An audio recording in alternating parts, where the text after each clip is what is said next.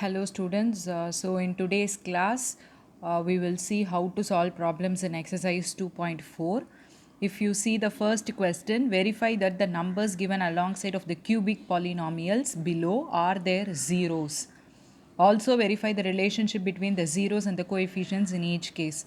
We have done these type of problem in the previous exercise for the quadratic polynomial. Here they have given for cubic polynomial, but the procedure is same only. But I have told you the relationship between the zeros and the coefficients of a cubic polynomial in the previous classes. Hope you remember, but still I wish to recall. See, for a cubic polynomial, ax cube plus bx square plus cx plus d, the roots we will denote it by alpha, beta, gamma.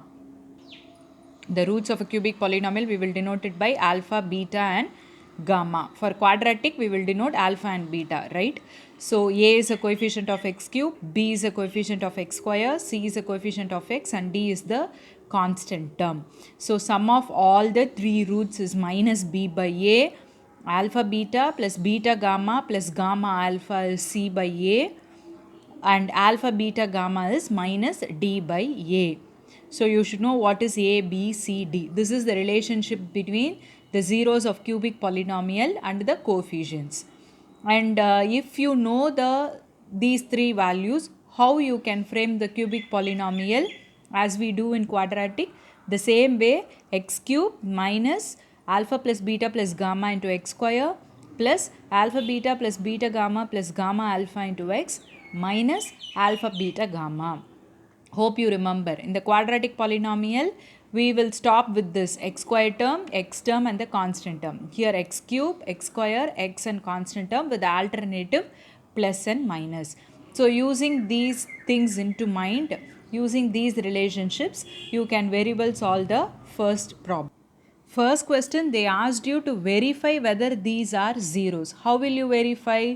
Substitute 1 by 2 in the place of x in the given polynomial and check whether are you getting the answer as 0. If the answer is 0, then it is a 0 of the polynomial.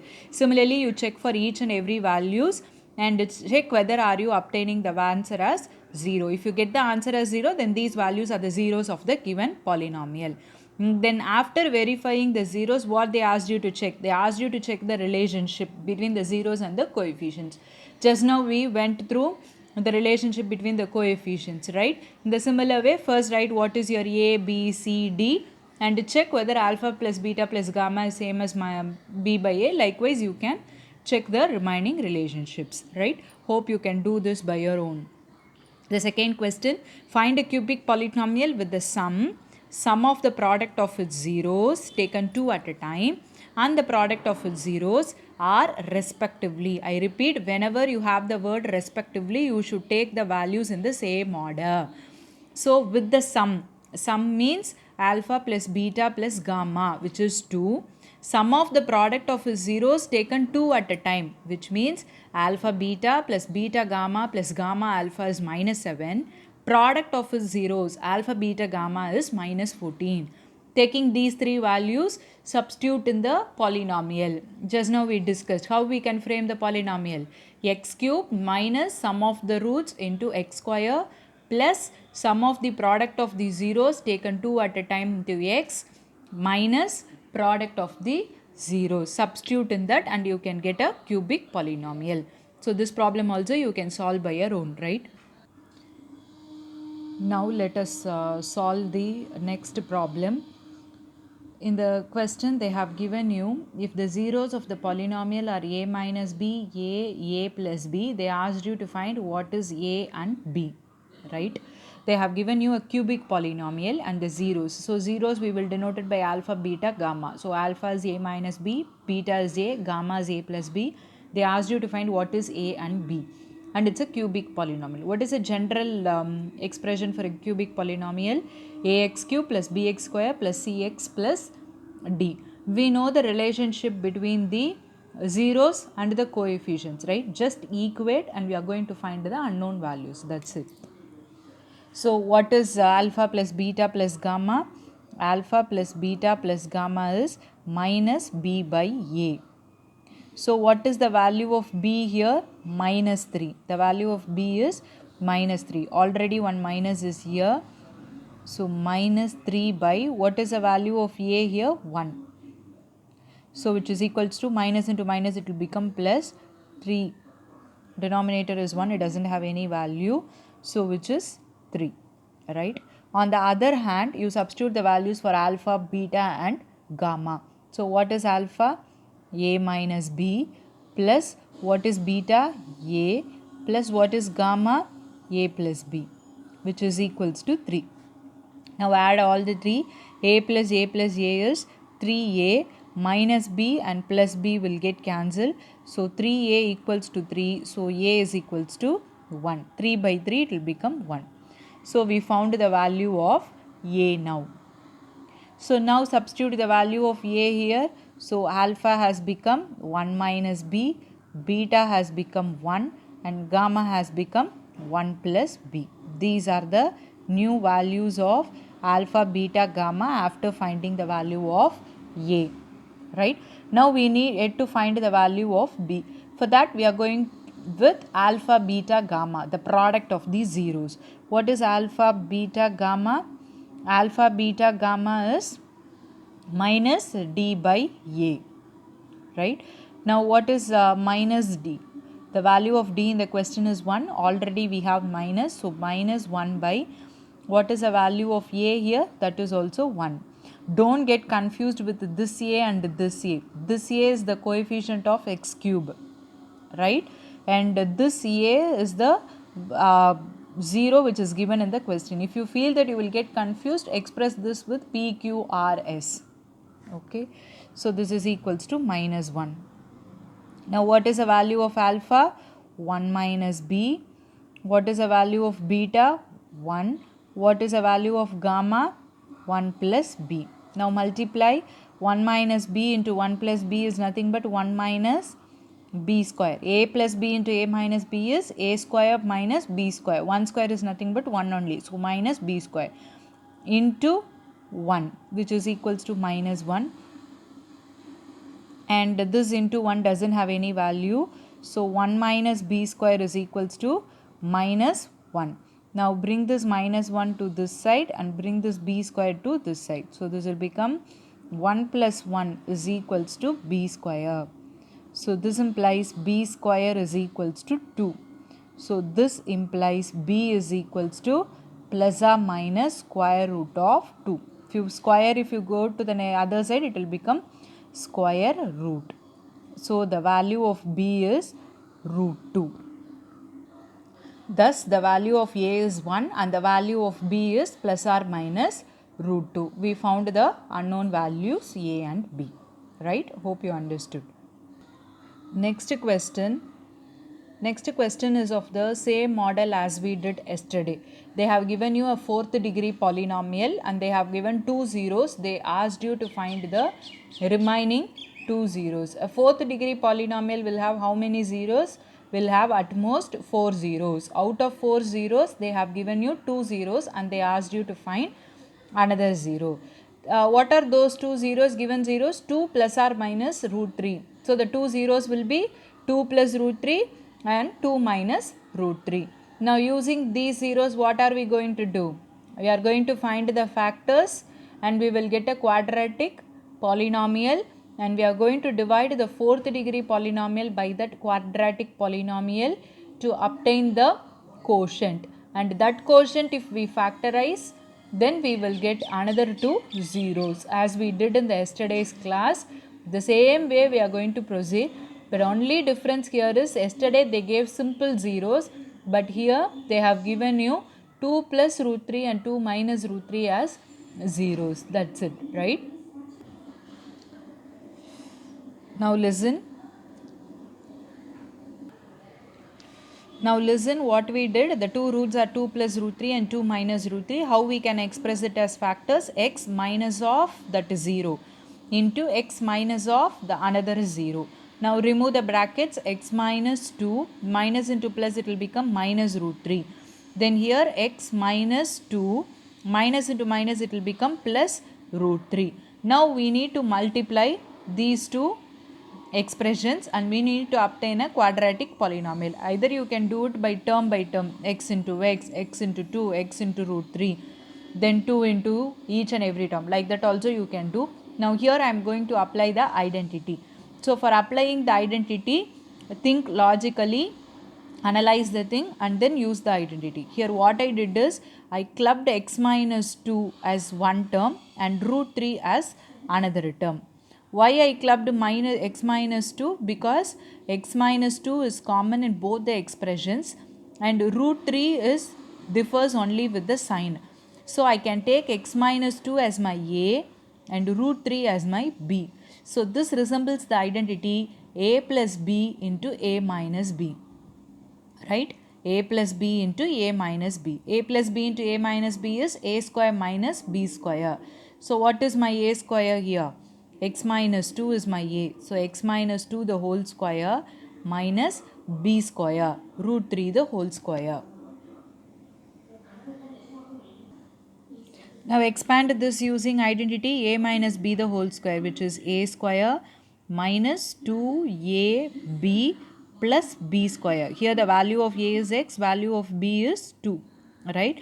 So this is a minus b the whole square minus root 3 the whole square is 3. So which is equals to x square minus 2 2s are 4x plus 2 square is 4 minus 3. So which is x square minus 4x plus 4 minus 3 is plus 1. Thus we obtained the quadratic polynomial. Now what are we going to do? We are going to divide the given polynomial by this to obtain the quotient, right? So what is a given polynomial? X power 4 minus 6x cube minus 26x square plus 138x minus 35. We are going to divide this polynomial by this x square minus 4x plus 1. The procedure is same. Divide the first term by this. So the first term of the quotient will be x square. Now multiply x square into x square will become x power 4. X square into minus 4x will become minus 4x cube plus x square into 1 is x square. Now change the sign and subtract. These two will get cancelled. So minus 6 plus 4 will become minus 2, greater number sign. Then minus 26 minus 1, it will become minus 27x square. Bring down the next term, 138x. Now divide the first term by the first term, so it will become minus 2. Minus 2x. Minus 2x cube, if you divide by x square, you will get minus 2x. Now keep on multiply. The first term will be minus 2x cube. Minus into minus will become plus. 2 4s are 8x square. Then minus into plus, it will become minus. 2 1s are 2x. Now change the sign. This will become plus. This will become minus. And this will become plus. These two will get cancelled, right? Now both are of minus sign, so add and put the minus sign. So it will become 35x square, and here both are plus, so add and put the plus sign. So it will become 140x. Now bring down the next term, which is minus 35. Now divide the first term by the first term, so you will get minus 35. Now minus 35 is your quotient. Now keep on multiply. It will become minus 35x square. Minus into minus, it will become plus. What is 35 into 4? 140. 140x. Then minus into plus, it will become minus 35. Again change the sign. Everything will get cancelled. So your answer is 0. As I told you, since we divided by the factors, your remainder should be 0. If you don't get the remainder as 0, you went somewhere wrong. It gives you a clue. So you should check your steps. Now we obtained the remainder as 0. So what the procedure we did is correct. Now we obtained a quotient. Now what we are going to do? The next step is apply the division algorithm. What does the division algorithm says? The dividend. What is your dividend? X power 4 minus 6x cube minus 26x square plus 138x minus 35. It can be obtained by multiplying the divisor into the quotient. What is your divisor? Now what we did here, we applied a division algorithm. So the given polynomial can be obtained by multiplying the divisor with the quotient. So divisor into the quotient. Now our aim is about the newly obtained quotient, because even if we factorize this polynomial, we will obtain the given two zeros only. We are not bothered about it because our aim is to find the remaining two zeros. So how to factorize this quadratic polynomial? Using splitting the middle term. If we multiply this, we will get minus 35. So the only option to get the middle term as minus 2 is minus 7 and plus 5. So minus 7x plus 5x. Now take the common terms from the first two term and the next two term. So x into x minus 7. Here I have taken plus 5 as common, so x minus 7. Again x minus 7 is common, so x minus 7 into x plus 5. Therefore the other two zeros of p of x are 7 and minus 5. How we got the 7 and minus 5? We should equate this to 0. So x minus 7, if you equate to 0, you will get plus 7. X plus 5, if you equate to 0, you will get minus 7. This and all we did in the same way in the previous problems in the previous exercise, right? Last class we did the same method. You have to solve. Only thing different in this problem is the roots are little bit complicated. They didn't give you the normal roots. They have given you 2 plus root 3 and 2 minus root 3. Only these steps, if you understand clearly, the remaining steps are same as we did in the previous problem, right? Hope you understood. Now let us see the next question. In this question, they have given you a polynomial p of x. In the sense, the dividend is given and the divisor is also given. They have given you the remainder. They asked you to find the unknown values. I repeat, they given you the dividend, divisor, but divisor with one unknown value, and the remainder, which is also with another unknown value. They asked you to find these unknown values. So here we are going to apply first the division algorithm. What does the division algorithm says? If you multiply the divisor with the quotient and if you add the remainder, you will get the dividend, right? The other way, it can be observed in many ways. On the other way, it's a general concept only. If we subtract the remainder from the dividend, then that particular dividend should be exactly divisible by the divisor, right? If you take the simple example, say some 15, if I am going to divide it by 2, and I'll get 2 7s are 14 and the remainder is 1. So if I subtract this remainder from the dividend, then it will be exactly divisible by the divisor, right? What will happen if I subtract the remainder? This will become 14. So 15 minus 1 will become 14. So if I divide by the divisor, it will be exactly divisible. So the same concept only we are going to extend for polynomials. Now what are we going to do? We are going to subtract this remainder from the dividend and we are going to proceed dividing that polynomial, that newly obtained polynomial, by the divisor, and then we are going to equate the remainder to 0. Why are we going to equate the remainder to 0? Because we know, since we subtracted the remainder from the dividend, we know that it should be exactly divisible. By equating the remainder to 0, we are going to obtain the values of these unknown values, right? Now let us proceed with the problem. So first subtract the remainder from the dividend. So by division algorithm,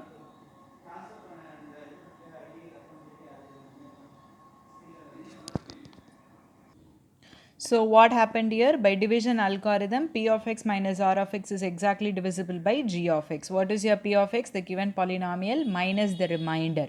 So we are going to subtract. You subtract the like terms. Minus 25x minus x will become minus 26x, which is of same sign. So add and put the greater number sign. Then 10 minus a. This is exactly divisible by g of x. Now we are going to divide. Now the division procedure is same only. What we will do? The first term. If we divide, the first term of the quotient will be x square. Now keep multiplying. It will become x power 4 minus 2x into x square will become minus 2x cube. Then x square plus k, if you multiply, you will get plus kx square. Change the sign, minus plus minus. So these two will get cancelled. Minus 6 plus 2 will become minus 4x cube. Then these two we cannot add because one is unknown value.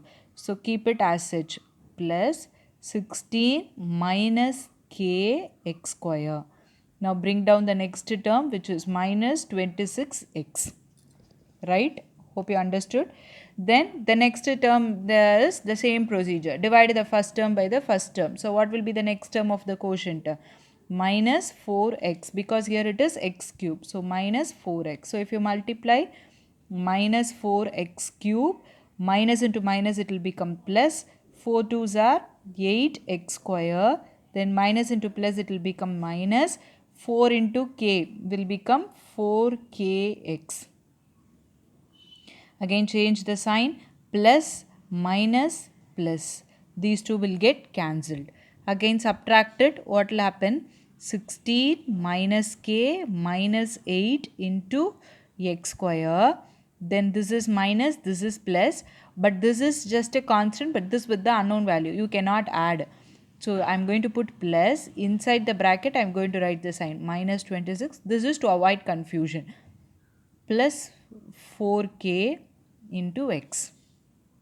Right? Now what is 16 minus 8? 16 minus 8 is 8 minus k x square plus this I cannot add, so keep it as such. Now bring down the next term. What is the next term? Constant, which is plus 10 minus a. Right? Plus 10 minus a. Now divide the first term by the first term. Here it is 8 minus k into x square. Here it is just x square. So what will be the next term of our quotient? 8 minus k. So plus 8 minus k will be our next term. Now keep multiplying. 8 minus k into x square will become 8 minus k into x square. Then plus into minus will become minus 8 minus k into 2 x. Then plus into plus will become plus 8 minus k into k. Right? Now change the sign.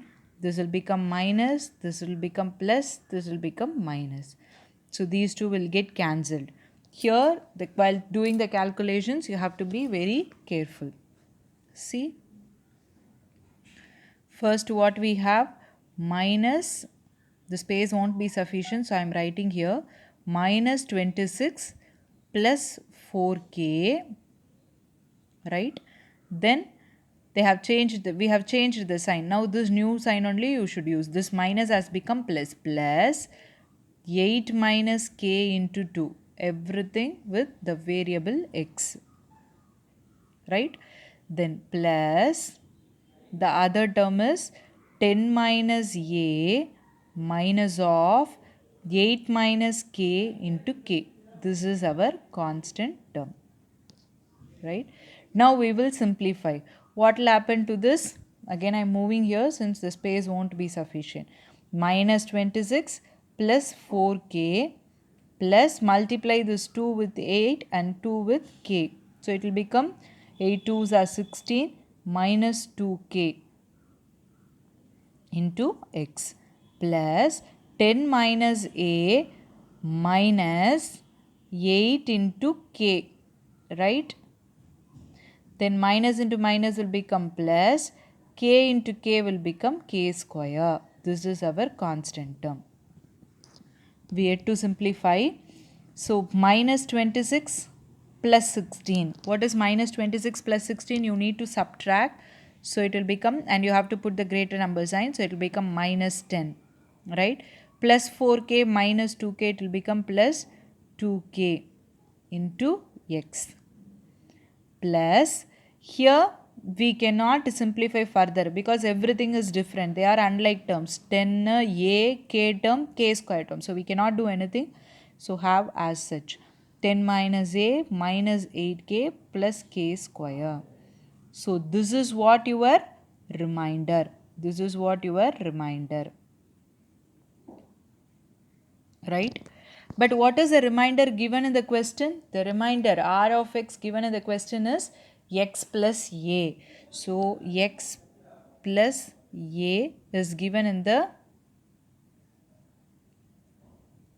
question. Almost we got the same sort of remainder. But by division algorithm, what we told, this p of x minus r of x is exactly divisible by g of x. So this remainder polynomial should be equal to 0, right? By division algorithm, so by division algorithm, the remainder should be equal to 0. So we are going to equate the remainder to 0. Remainder should be equal to 0 when it is possible, only when the coefficient of x and the constant both are equal to 0. So we are going to equate both to 0. First, minus 10 plus 2k equal to 0. So if you bring this minus 10 to the other side, it will become plus 10. So we obtained the value of k as 5. Similarly, we are going to equate the constant term to 0. Before equating it to 0, just substitute the value of k because we obtained what is the value of k. Substitute here. So in the place of k, we got 8 into 5 40 and 5 square it has become 25. Now subtract everything, we got minus 5. If you bring the minus 5 to the other side, minus a to the other side, you will get plus a. Plus a is equals to minus 5. Thus we obtained the values of k and a. Right? So how we solved this problem? We applied the division algorithm here. What does the division algorithm says? If you subtract the remainder, the dividend will become exactly divisible by g of x. So first step, we have subtracted the remainder and we started dividing the dividend, newly obtained dividend, by the divisor, and at last we know, since we subtracted the remainder, we know the remainder should be 0 because it is exactly divisible. Then we equated the remainder to 0 to obtain the unknown values, right? So in today's class, today's class we have solved exercise 2.4 and I have given few problems of the same kind as homework. First two problems in exercise 2.4 I discussed how to do, so solve it, and three more additional problems which is not there in the textbook. So try solving it, understand the question and solve it. With this the chapter is gets over. So in the next class we will solve few more problems, additional problems which is not there in the exercise. Right? Thank you, students.